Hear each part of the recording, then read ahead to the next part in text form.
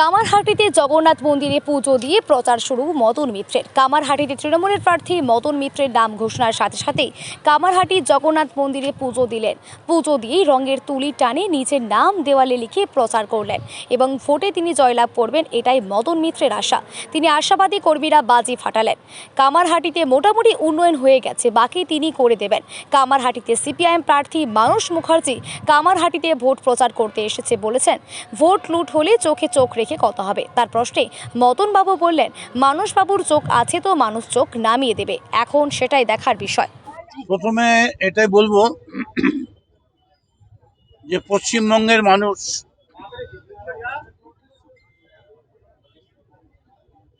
মমতা বন্দ্যোপাধ্যায়ের নেতৃত্বে আবার একবার তৃণমূল কংগ্রেসের সরকার নিয়ে আসার প্রচেষ্টায় জয়ী হলো এবং এটা নিশ্চিত যে মমতা বন্দ্যোপাধ্যায় আবার মুখ্যমন্ত্রী হচ্ছে। আমাকে প্রার্থী করার জন্য আমি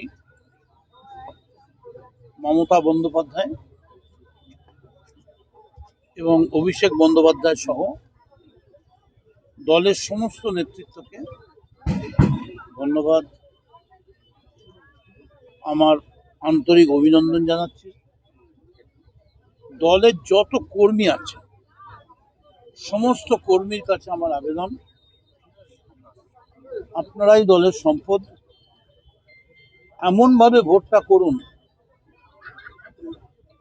যাতে মানুষ বলে যে অন্যান্য পার্টিরা দাঁড়াবার দরকার নেই।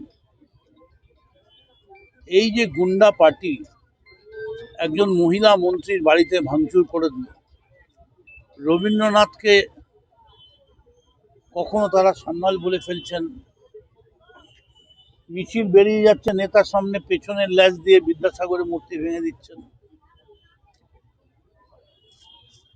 তবে মমতা ব্যানার্জি এবং অভিষেক ব্যানার্জি এটা দেখিয়ে প্রমাণ করে দিলেন যে ভারতবর্ষের তাবর নেতৃত্বের দিকে এই যে এসআইআর নিয়ে আমরা বলেছিলাম যে লড়েছি, ওরা অনেক টার্গেট করেছে, কিন্তু ওরা যা টার্গেট করেছে মমতা বন্দ্যোপাধ্যায় সেগুলো আগে বুঝে ঠিক সেগুলোকে যেখানে যা বসাবার দাবার ঘুটির মতো বসিয়ে দিয়েছে। কামারহাটিতে কি ইস্যু নিয়ে মানুষ যাবেন? আপনি দীর্ঘদিন বিধায়ক ছিলেন, মন্ত্রী ছিলেন। কামারহাটিতে এমনি ইস্যু বলতে তো সেরকম কিছু নেই। কামারহাটিতে মানুষের সঙ্গে আমাদের একটা যোগাযোগ রয়েছে। কামারহাটির মানুষ শান্তি চায়।